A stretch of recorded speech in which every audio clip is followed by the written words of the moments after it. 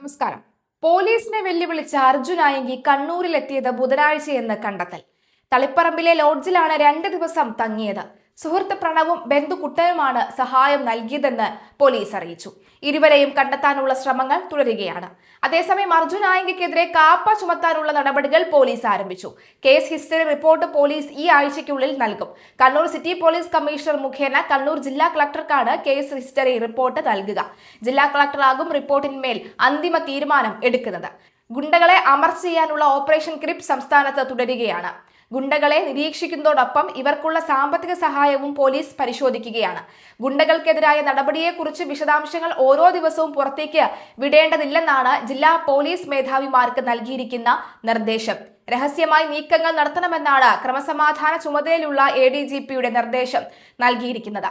ഊന്നുകൽ പോലീസിന്റെ കൈകളിൽ അർജുനായെങ്കി എത്താതിരിക്കുക എന്നതായിരുന്നു വിവാദ നായകൻ കഴിഞ്ഞ ദിവസങ്ങളിൽ പയറ്റിയ പ്രധാന തന്ത്രം. കണ്ണൂരിലെ കേസിൽ പിടിയിലായതോടെ ആയെങ്കിയെ ആ പ്ലാനിങ്ങിൽ താൽക്കാലികമായെങ്കിലും വിജയിച്ചു എന്ന് പറയേണ്ടി വരും. കണ്ണൂരിൽ നാടകീയമായി അറസ്റ്റ് വരിച്ച സംഘപരിവാർ CPM ഭീഷണി കേസുകളിലെ സ്ഥിരം വിവാദ നായകൻ അർജുനായെങ്കി ജയിലിലേക്ക് വഴി തുറന്നത് സ്വന്തം അഭിഭാഷകന്റെ കൃത്യമായ സ്കെച്ച് അനുസരിച്ചാണെന്ന സൂചനകളും ഉണ്ട് എന്ന് വ്യക്തമാകുന്നു.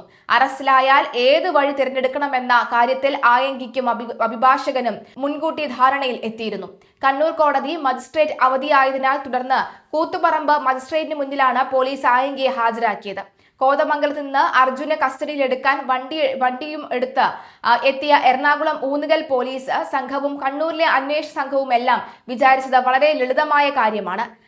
താരതമ്യേന കുറഞ്ഞ വകുപ്പുകൾ മാത്രം ചുമത്തിയ കണ്ണൂരിലെ കേസിൽ ആയെങ്കിക്ക് നിഷ്പ്രയാസം ജാമ്യം കിട്ടുമെന്നും ഉടൻ തന്നെ ഊന്നുകൽ പോലീസിന് കസ്റ്റഡിയിൽ വാങ്ങി എറണാകുളത്തേക്ക് വെച്ചു പിടിക്കാമെന്നും. എന്നാൽ അർജുനായെങ്കിയുടെ അഭിഭാഷകൻ ഇന്നലെ ജാമ്യാപേക്ഷ സമർപ്പിക്കാൻ തയ്യാറായില്ല. കോടതിയിൽ എത്തിയപ്പോൾ ജാമ്യാപേക്ഷ കൊടുത്തില്ലെന്ന് മാത്രമല്ല, ആയെങ്കിക്കുമേൽ ബാക്കി കേസുകൾ കൂടി ചുമത്തി എളുപ്പത്തിൽ കസ്റ്റഡിയിൽ വാങ്ങാമെന്ന പോലീസിന്റെ ആഗ്രഹം വക്കീൽ തഞ്ചത്തിൽ പൊളിച്ചടുക്കി. മറ്റു കേസുകളിൽ കൂടി കൃത്യമായ നിയമസാധുതകൾ പരിശോധിച്ച് ജാമ്യം ഉറപ്പാക്കിയ ശേഷം മാത്രം പുറത്തിറങ്ങിയാൽ മതിയെന്നാണ് അഭിഭാഷകന്റെ ലൈന്. ഈ ലൈൻ എത്ര കണ്ട് വിജയിക്കുമെന്ന് കണ്ടു തന്നെ അറിയണം. അതേസമയം സംസ്ഥാനത്തുടനീളം വ്യാപക തിരച്ചിൽ നടത്തിയാണ് പോലീസ് കഴിഞ്ഞ ദിവസങ്ങളിൽ വല വീശിയത്. ഇതിന്റെ ഭാഗമായി ആയെങ്കിയുടെ അടുത്ത സുഹൃത്തുക്കളെയും സഹോദരന്മാരെയും എല്ലാം പോലീസ് ഒന്നൊന്നായി പൊക്കി. സംസ്ഥാനത്തിന്റെ വിവിധ ഭാഗങ്ങളിൽ നിന്നായി 7ഓളം പേരാണ് പ്രത്യേക പോലീസ് സംഘം പിടികൂടിയത്. അർജുന്റെ അടുത്ത കൂട്ടുകാരായ ജിതിൻ, സുഭാഷ് എന്നിവരെ വളപട്ടണം പോലീസാണ് കസ്റ്റഡിയിലെടുത്തത്. ഇതിൽ ജിതിന്റെ കാറിലാണ് ആയെങ്കി കറങ്ങി നടന്നിരുന്നത്. ഇയാളെ കണ്ണൂർ തളിക്കാവിൽ എത്തിച്ച കാറിന്റെ ഡ്രൈവറെയും പോലീസ് പിടികൂടിയിട്ടുണ്ട്. സുഹൃത്തുക്കളെ പൂട്ടി ആയെങ്കിയുടെ ആത്മവിശ്വാസം തകർക്കുക എന്നതായിരുന്നു പോലീസിന്റെ ആദ്യ പ്ലാൻ. അത് കൃത്യമായി വിജയിക്കുകയും ചെയ്തു. വെള്ളിയാഴ്ച പാലിയേക്കര ടോൾ പ്ലാസയിൽ ആയെങ്കി സഞ്ചരിച്ച കാർ CCTVയിൽ പതിഞ്ഞിരുന്നു. എന്നാൽ പോലീസിനെ വഴിതെറ്റിക്കാൻ ആദ്യം കൂട്ടുകാരനൊപ്പം യാത്ര ചെയ്ത ഇയാൾ പിന്നീട് ഒറ്റയ്ക്കാണ് യാത്ര തുടർന്നത്. എടപ്പാളിയിൽ 1 മണിക്കൂറോളം സമയം ചെലവഴിച്ചിട്ടാണ് പോലീസ് സ്പെഷ്യൽ ബ്രാഞ്ചും സ്ഥിരീകരിച്ചത്. ആയെങ്കി കണ്ണൂരിലേക്ക് തന്നെയാണ് കടന്നതെന്ന് പോലീസിന് ഏതാണ്ട് ഉറപ്പായിരുന്നു.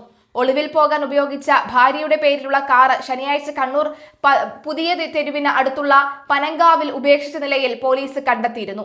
എന്നാൽ പോലീസിന്റെ ഓരോ നീക്കവും അപ്പോൾ ചോർത്തിയെടുക്കാൻ ആയെങ്കിക്ക് സാധിച്ചിരുന്നു. അതുകൊണ്ട് തന്നെ ഞായറാഴ്ച പുലർച്ചെ പോലീസ് നടത്തിയ മിന്നൽ നീക്കം അന്വേഷണ സംഘത്തിനുള്ള ചിരലല്ലാതെ മറ്റ് ഉദ്യോഗസ്ഥർ പോലും അറിഞ്ഞിരുന്നില്ല. അതേസമയം ആയെങ്കി ഒരു പരിധി വിട്ട് വളർന്നുവെന്ന തോന്നൽ വന്നപ്പോൾ തന്നെ ഇയാളെ നിയമപരമായി പൂട്ടാനുള്ള നടപടികൾ പോലീസ് ആരംഭിച്ചുവെന്നാണ് ADGP P. വിജയൻ വ്യക്തമാക്കുന്നത്. ഇയാൾക്കെതിരെ കാപ്പ ചുമത്തുന്ന കാര്യം പരിശോധിച്ചു വരികയാണ്. ജാമ്യമില്ലാത്ത 1ലധികം കേസുകൾ നിലവിൽ ഇയാളുടെ പേരിലുണ്ട്. അതുകൊണ്ട് അത്ര പെട്ടെന്ന് ഇയാൾക്ക് പുറത്തിറങ്ങാൻ കഴിയില്ലെന്നാണ് ADGP നൽകുന്ന സൂചന. ലൊക്കേഷനുകൾ വേഗത്തിൽ മാറ്റി പോലീസിനെ വെട്ടിക്കാൻ നോക്കിയെങ്കിലും ആയെങ്കി പോയ വഴികളിലെല്ലാം പോലീസിന്റെ നിരീക്ഷണം ഉണ്ടായിരുന്നുവെന്നും അദ്ദേഹം കൂട്ടിച്ചേർത്തിട്ടുണ്ട്.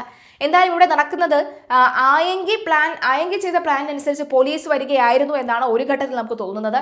എന്നാൽ ഇതെല്ലാം ആയെങ്കിയുടെ പ്ലാനും ആയെങ്കിയുടെ പ്രീ പ്ലാനും പോസ്റ്റ് പ്ലാനും എല്ലാം മനസ്സിലാക്കിയാണ് പോലീസ് നീങ്ങുന്നത് എന്നാണ് ADGP പറയുന്നത്. എന്തായാലും ADGPയുടെ വാക്കുകൾ നമുക്കൊന്ന് കേൾക്കാം. ഒരു ഷോ മാത്രമല്ല ഈ പോലീസിനെ വെല്ലുവിളിക്കുക എന്ന് പറഞ്ഞു കഴിഞ്ഞിരിക്കുകയാണെങ്കിൽ സമൂഹത്തിനെ വെല്ലുവിളിക്കലാണ്. പോലീസ് എന്ന് പറയുന്നത് സമൂഹത്തിൽ നിന്നും വേർതിരിക്കുന്ന ഒരു ഇൻസ്റ്റിറ്റ്യൂഷൻ അല്ല. സമൂഹത്തിൻ്റെ സുരക്ഷിതത്വത്തിന് വേണ്ടിയിട്ടും ജനങ്ങളുടെ ജീവനും സ്വത്തിനും കാത്തു സൂക്ഷിക്കുന്നതിന് വേണ്ടിയിട്ടാണ്. അത്തരം പോലീസിനെ വെല്ലുവിളിക്കുന്നതിൽ ആഹ്ലാദം കണ്ടെത്തുന്നുണ്ടെങ്കിൽ അത് സമൂഹത്തിനെ വെല്ലുവിളിക്കുന്നതിൽ ആഹ്ലാദം കണ്ടെത്തുന്നതാണ്.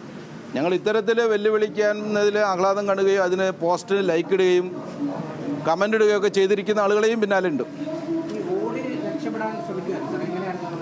അല്ല, അയാൾ ലൊക്കേഷനുകൾ പലയിടത്തു നിന്നും മാറി മാറി നടക്കുകയായിരുന്നു. പക്ഷേ അയാൾ പോകുന്ന മാറലുകളൊക്കെ ഞങ്ങളുണ്ടായിരുന്നു. പക്ഷേ ഞങ്ങളൊരു കാര്യമുണ്ട്, ഞങ്ങൾക്ക് ബഹുമാനപ്പെട്ട ആഭ്യന്തരമന്ത്രിയുടെ കൃത്യമായിരിക്കുന്ന നിർദ്ദേശമുണ്ട്. ഒന്ന്, ഇയാളെ പിടിച്ചിരിക്കണം. രണ്ട്, ഇതൊരു നമ്മളുടെ ഒരു ഹ്യൂമൻ റൈറ്റ്സ് വയലേഷനോ നിയമപരമല്ലാത്തൊരു രീതിയും ഫോളോ ചെയ്തത്. കൃത്യമായിരിക്കുന്ന നിയമപരമായിരിക്കുന്ന രീതികൾ ഫോളോ ചെയ്തുകൊണ്ടാണ് നമ്മൾ ചെയ്തത്. അതെല്ലാം അതാരോ കേരള പോലീസിൻ്റെ തീരുമാനമായിരുന്നില്ല. അല്ല, ഞാനിവിടെ പറഞ്ഞു അതാണ്. കാരണം ഞങ്ങൾ കുറച്ച് പേരെ ഓടിക്കുകയായിരുന്നു. അത് കഴിഞ്ഞ് ഇന്നലെ 2 മണിക്കാണ്, ഇന്ന് പുലർച്ചയ്ക്ക് 2 മണിക്കാണ് ആ മാരത്തോണിൻ്റെ ഒരു ഘട്ടം കഴിഞ്ഞ്. പക്ഷേ മാരത്തോൺ ഇവിടെ അവസാനിച്ചിട്ടില്ല. ഞങ്ങൾ ഓപ്പറേഷൻ ഗ്രിപ്പ് എന്ന് പറഞ്ഞൊരു മാരത്തോൺ ഉണ്ട്. ആ മാരത്തോൺ ഗുണ്ടകൾക്ക് പിന്നാലെയുള്ളതാണ്. അതിൽ ഇന്നലെ ഒരു 55ഓളം പേരെ ഞങ്ങൾ കസ്റ്റഡിയിൽ എടുത്തിട്ടുണ്ട്. അത് തുടർന്നുകൊണ്ടിരിക്കും. കാരണം ഈ ആയെങ്കിയല്ല, ഇനി ഒരു ആയെങ്കിലും തന്നെ സമൂഹത്തെ വെല്ലുവിളിക്കുന്ന രീതിയിൽ ഉണ്ടാകാൻ പാടില്ല. അത്